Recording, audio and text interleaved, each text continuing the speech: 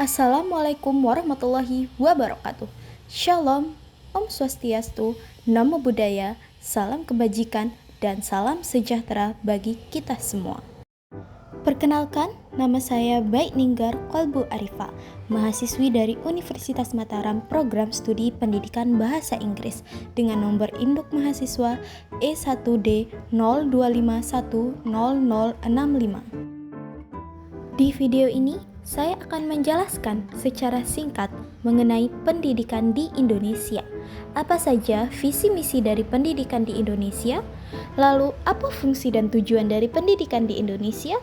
Dan yang terakhir, apa saja prinsip-prinsip dari pendidikan di Indonesia? Yang pertama, ada visi pendidikan nasional. Langsung saja kita ke poin-poin kunci dari visi pendidikan nasional, yakni yang pertama, Indonesia maju menjadi negara yang unggul dan sejahtera sejalan dengan visi pembangunan nasional. Kemudian, berdaulat, mandiri, dan berkepribadian, mengembangkan karakter bangsa yang kuat dan mampu bersaing di kancah internasional. Dan yang terakhir, pelajar Pancasila menjadi tujuan utama dengan membentuk generasi muda yang berkarakter sesuai dengan nilai-nilai Pancasila. Yang kedua, misi pendidikan nasional.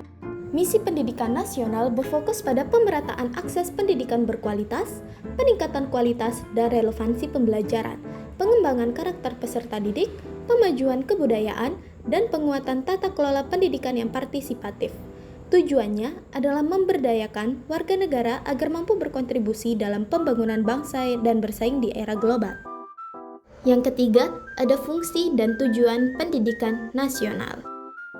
Berdasarkan Undang-Undang Nomor 20 Tahun 2003 tentang Sistem Pendidikan Nasional, Pasal 3, menyatakan bahwa pendidikan berfungsi untuk mengembangkan kemampuan dan membentuk watak serta peradaban bangsa, bertujuan untuk berkembangnya potensi peserta didik agar menjadi manusia yang beriman dan bertakwa kepada Tuhan Yang Maha Esa, berakhlak mulia, sehat, berilmu, cakap, kreatif, mandiri, dan menjadi warga negara yang demokratis serta bertanggung jawab. Dan yang terakhir, prinsip penyelenggaraan pendidikan nasional. Prinsip penyelenggaraan pendidikan nasional yang pertama ialah pendidikan diselenggarakan secara demokratis, berkeadilan, serta tidak diskriminatif dengan menjunjung tinggi hak asasi manusia, nilai keagamaan, nilai kultural, dan kemajemukan bangsa. Maknanya, semua warga negara berhak memperoleh pendidikan tanpa memandang suku, agama, ras, gender, kondisi ekonomi, atau kemampuan fisik. Pendidikan harus menghargai keragaman budaya dan keyakinan, serta menjunjung tinggi hak setiap individu untuk berkembang sesuai potensinya. Contoh penerapan dari prinsip ini ialah memberikan bantuan biaya pendidikan bagi siswa dari keluarga kurang mampu, dan kurikulum merdeka yang memberi ruang bagi peserta didik untuk memilih pelajaran sesuai minat dan bakatnya. Lalu, prinsip yang kedua, pendidikan diselenggarakan sebagai satu kesatuan yang sistemik dengan sistem terbuka dan multimakna. Makna dari prinsip yang kedua adalah pendidikan merupakan bagian dari sistem yang saling berkaitan, mulai dari pendidikan anak usia dini hingga perguruan tinggi, termasuk jalur formal, non-formal, dan informal. Sistem ini bersifat terbuka dan fleksibel, artinya setiap orang bisa belajar di mana saja, kapan saja, dan bisa berpindah jalur pendidikan tanpa hambatan. Multimakna berarti pendidikan tidak hanya bertujuan untuk mencari ijazah, tetapi juga untuk membentuk karakter, keterampilan, dan kemampuan berpikir kritis. Salah satu contoh penerapan dari prinsip ini ialah adanya program Kampus Merdeka yang memungkinkan mahasiswa dapat belajar di luar program studi, magang, atau proyek sosial sebagai bagian dari kuliah. Prinsip yang ketiga ialah pendidikan diselenggarakan sebagai suatu proses pembudayaan dan pemberdayaan peserta didik yang berlangsung sepanjang hayat. Pendidikan bukan hanya proses belajar di sekolah, tetapi juga proses membentuk kepribadian karakter dan nilai-nilai kehidupan. Selain itu, belajar tidak berhenti setelah lulus sekolah, tetapi berlangsung seumur hidup, lifelong learning. Peserta didik diberdayakan agar mampu mandiri, beradaptasi, dan berkontribusi bagi masyarakat. Prinsip yang keempat, pendidikan diselenggarakan dengan memberi keteladanan, membangun kemauan, dan mengembangkan kreativitas peserta didik dalam proses pembelajaran.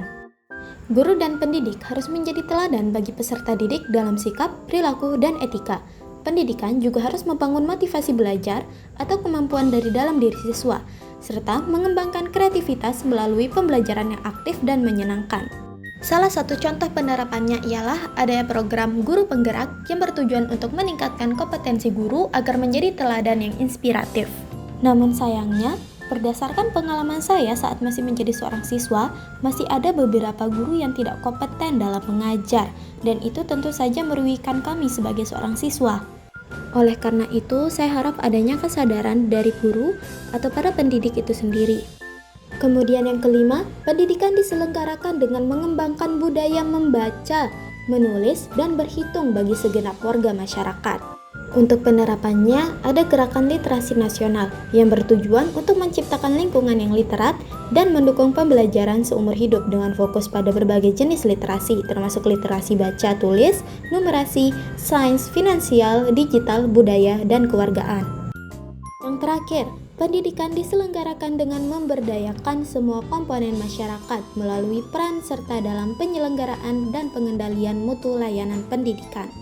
Contoh penerapannya dengan diadakannya komite sekolah yang menjadi wadah bagi orang tua dan masyarakat untuk ikut mengawasi dan memberi masukan terhadap kegiatan sekolah. Dan yang terakhir, kesimpulan.